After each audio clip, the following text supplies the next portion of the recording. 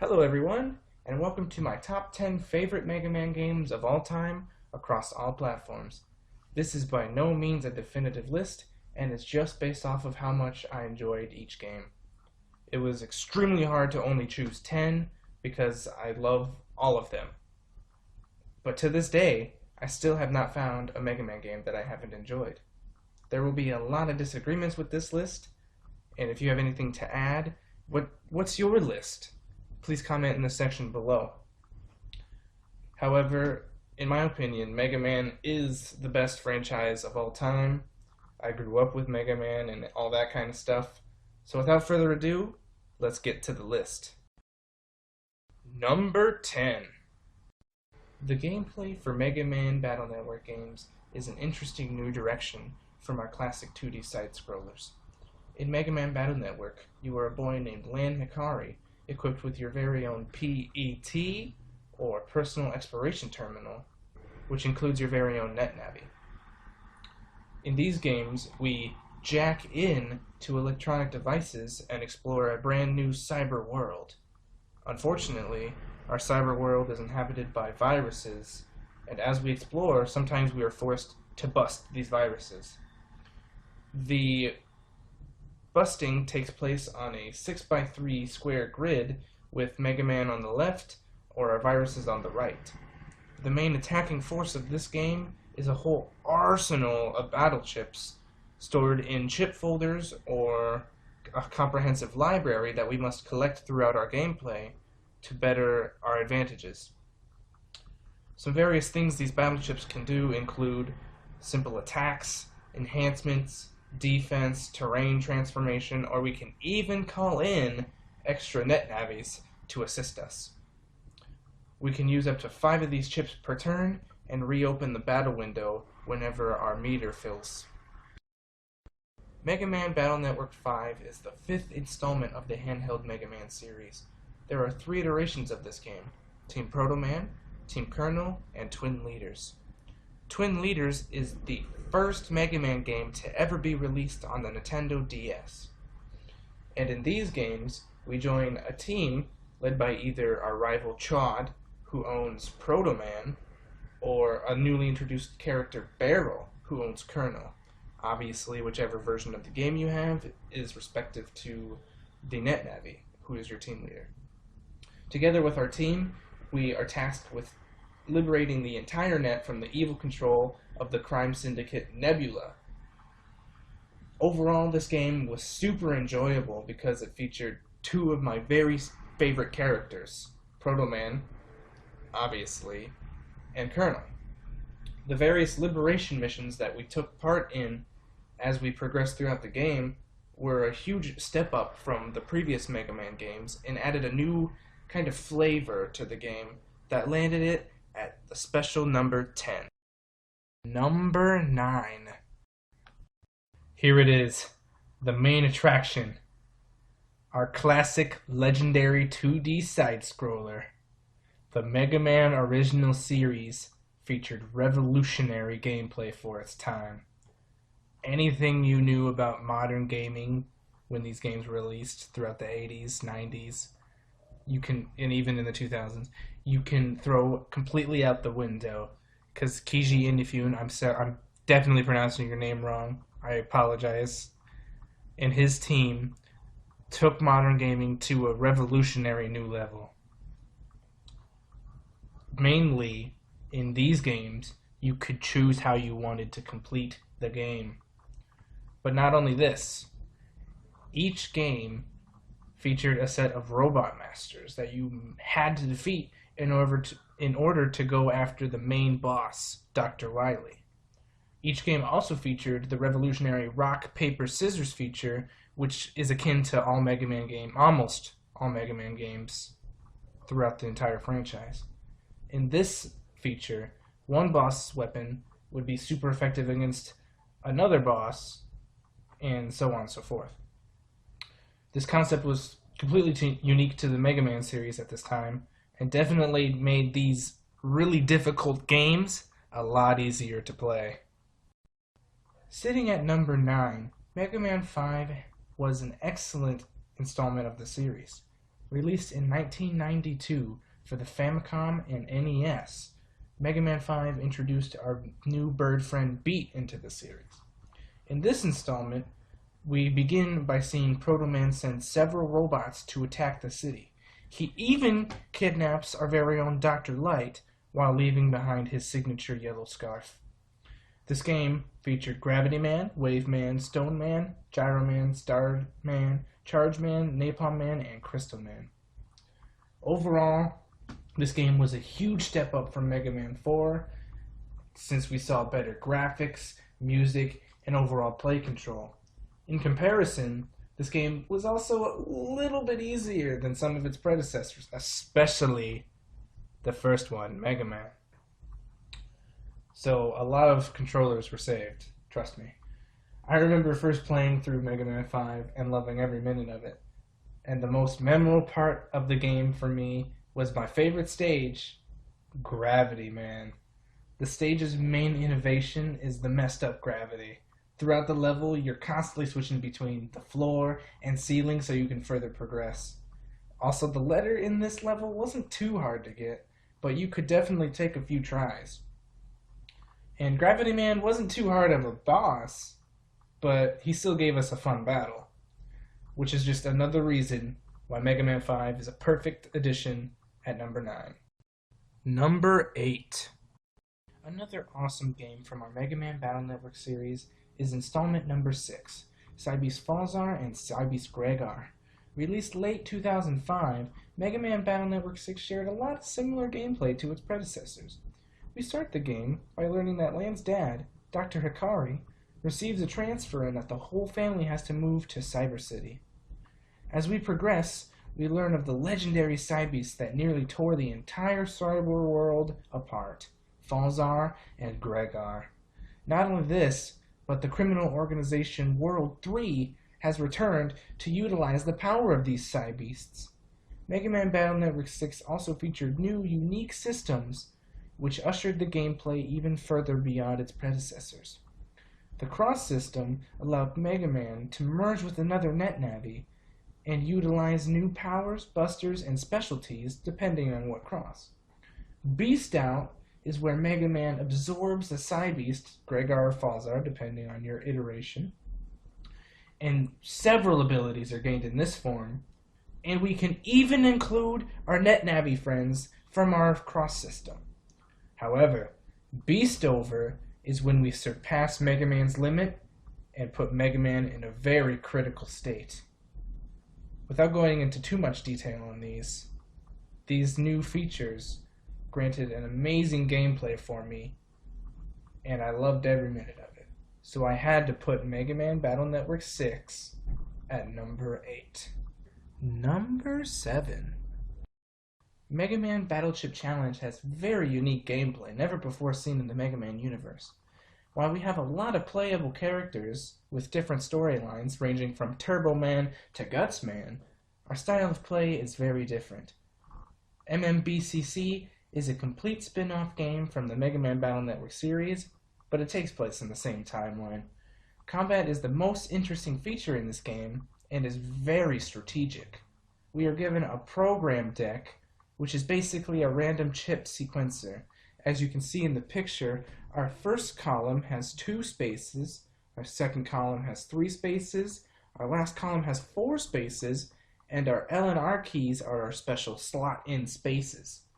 The main plot of this game is to enter the Battle Chip GP, which includes tons of classes of tournaments.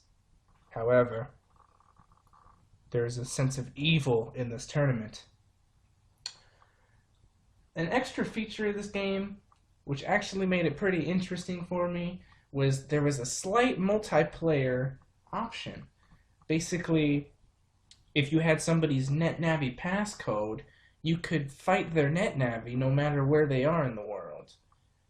With that in mind, if you guys want to battle my NetNavi, please message me and I'll send you my passcode. However, I gotta warn you, he's pretty good. But yes, the strategy and difficulty of this game, as well as the new multiplayer option, definitely brought this game to number 7. Number 6. Released in 2008, Our Mega Man hiatus was finally over. And boy did Capcom and Keiji Inafune, sorry for mispronouncing your name again, if I am, boy did they release one awesome game. Mega Man 9 uses our classic 2D side-scroller gameplay similar to its predecessors. However, this game was awesome and old school. We got our awesome 8-bit visuals and audio back that we all knew and grew to love. We all know how amazing Mega Man 2 was, and this game made us feel the same epic nostalgia we did back then. Once again, we are tasked with defeating 8 robot masters. However, one of them is a woman. Splash Woman, to be specific. However, Dr. Light is framed for these 8 robot masters going on a destructive rampage. Dr. Wily claims that he's innocent. There's no way Dr. Wily's innocent. We gotta get to the bottom of this. And it's our duty to show the world the truth. And we have to save Dr. Light. For all of these sweet, awesome features, retro gameplay that we all knew to love, this game remains at number 6. Number 5. The game that started it all. The revolutionary, classic, legendary game that will live on forever. Mega Man 1. Released in 1987, Mega Man 1 took all aspects of modern gaming and threw them out the window. Mega Man was the most impactful game of its time, and it took the entire world by storm. This game featured 6 robot masters and initiated the everlasting struggle with the nefarious Dr. Wily. The aspects of the Mega Man series originated here would go on to forever be included in all the sequels and well, most of them anyway. I remember first playing this game and being blown out of the water. But I almost didn't play this game because we all know how awful that cover art was. Seriously, that is some terrible art. Oh God. Alright, back to the real stuff. Not only was this game a revolution, it was hard. This game crushed me as a kid and partially ignited a flame that I had to complete the game. I had to beat all 6 robot masters, and I had to stop Dr. Wily. It was really hard to give this one number 5 because it deserves so much praise. Number 4. Now I know what you're all thinking. Is this dummy really putting this game at number 4? Unfortunately, I am. Mega Man 2 was the greatest sequel we possibly could have hoped for. Released in 1988, this game stands at the top of almost every Mega Man list ever, and for great reason. First, the amazing audio gave us some of the most memorable tracks of all time.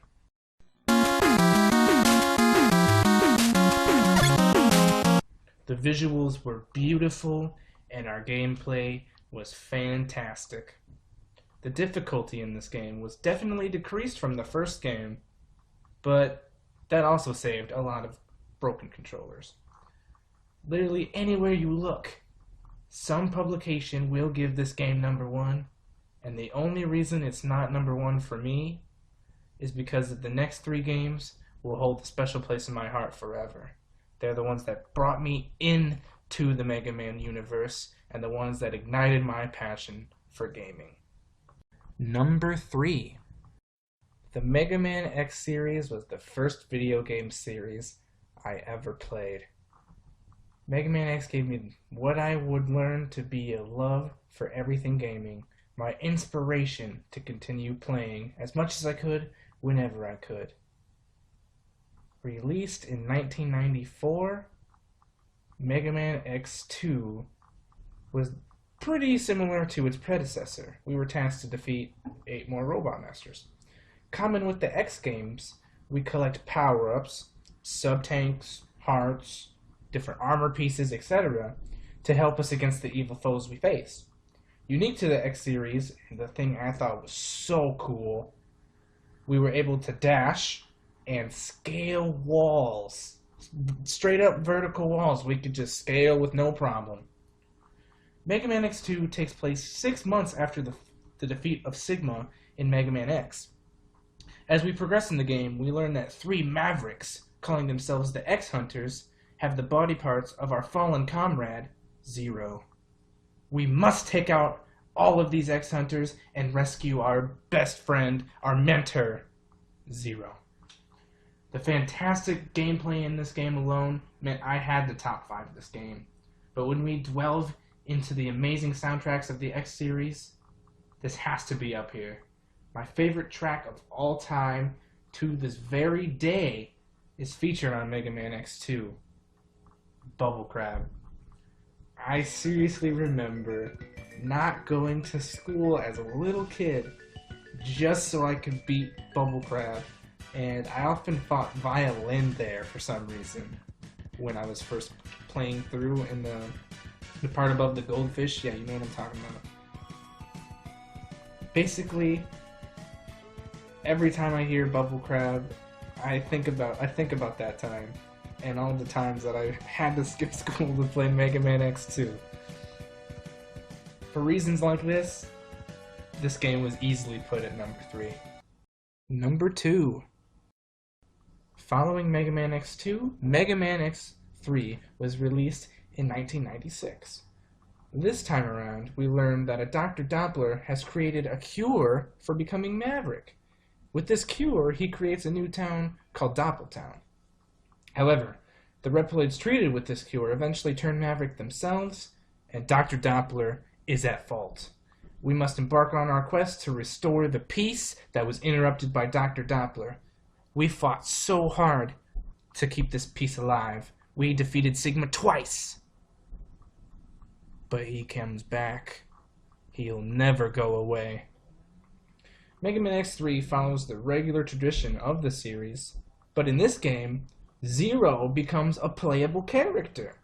After the opening stage, we can call in Zero on the start screen by hitting the R button. Mega Man X3 also has 2 new features, special chips and ride armors. Ride armors were accessible in the previous games, but now we have 4 at our disposal. And basically, the special chips each contribute to one of our normal upgrades, but we can only choose one. They further strengthen the power of one of these upgrades, and they're so powerful that we're limited to one. However, if we get the golden chip, which is similar to the Hadoken in Mega Man X, in that it's the secret gem of the game, so to speak, we can use all 4. The main thing I remember about this game is going to my piano lessons super early. My piano teacher had the Super Nintendo. She had 2 total games for it. One of them was Mega Man X3. I came there so early one time that she asked why I was there. I didn't even have a lesson that day. I also know the line that broke my heart in the ending of Mega Man X3. In order to restore the peace, X must kill Zero. I am a huge fan of Zero. I think he's one of the coolest characters in the whole entire franchise. So when I heard this, as like a little 7-year-old or whatever, I was bawling. I was like, no, X can't kill Zero. Later did we realize what really went down. With all of these reasons and nostalgia, Mega Man X3 was an easy number 2. Finally, number 1. This game isn't just number 1 on this list to me. It is number 1 of all games ever made that I've ever seen or ever played. This was the first video game I ever loved, and it and the entire Mega Man franchise will always hold a special place in my heart. The game that inspired me to become a gamer and play as much as I could whenever I could, even if that included my piano lessons, was Mega Man X. I could literally talk about this game forever, but I'll try and keep it short because this video is already mega long. For some background, Dr. Kane is an archaeologist who discovers the ruins of an old research facility once owned by world-renowned Dr. Light. Kane finds this sealed capsule that houses an advanced human intelligence level robot that even has free will, which is a trait unseen to any robot before. Dr. Light sealed away this robot to ensure that its kindness, sanity, and goodwill will succeed. He installed a 100-year diagnostic program, and after the program finished, Dr. Kane studies this robot and names him X. After this, he creates the first replicate android, or what we would know as Reploids. This design is then mass-produced. However, with free will comes criminal activity, or in this series, being Maverick. Dr. Kane then creates the police organization, the Maverick Hunters, tasked to quell all Maverick uprisings. Dr. Kane also creates a brand new leader, thought to be immune to the Maverick defect. The one and only Sigma. However, even the awesome, powerful Sigma himself turns Maverick in a whole extra amazing side story. If you don't know about it, go check it out. It's super cool. I won't get into it here. And claims that humans are inferior and limit Reploids. It is our task, together with Zero, to stop Sigma's nefarious plans and stop these Maverick uprisings. Mega Man X featured the new additions of ride armors, sub-tanks, hearts, and a bunch of armor pieces that we could use. I want to talk about the final boss of this game. Velgarder to Sigma to Wolf Sigma. I remember how happy I was when I finally beat the first two. And I was like, oh my god, I finally did it. I'm finally done with this game. Or so I thought. After that, we see the dialogue up on the top of the screen. And Sigma taunts us, you think it's over? So after the dialogue ends, what happens? As we all know, Sigma's head floats to the top of the screen, and the entire background comes to the foreground as a giant machine named Wolf Sigma.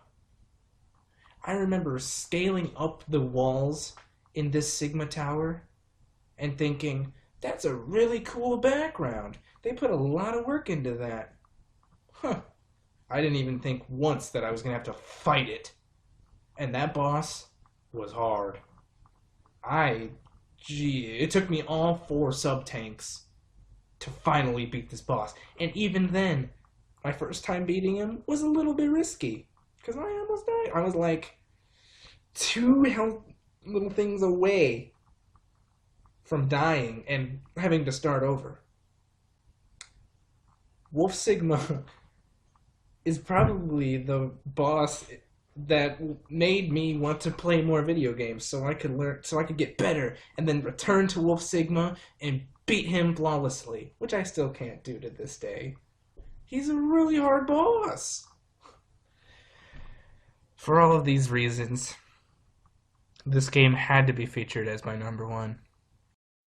Hey guys, thanks for checking out my video. Sorry for it being so long, but I had to keep talking about Mega Man, because it really is my favorite franchise of all time. If you liked the video, please comment, like, and subscribe. But I also want to know, what's your top 10? I'm really interested to see what you guys have to say. I know you guys will disagree with my list, as I said. But, yeah, let's discuss Why do you think other games should be on this list? What other games should be on this list? What games kinda sucked? X7. We won't talk about that game right now. Thank you guys, and I'll see you next time.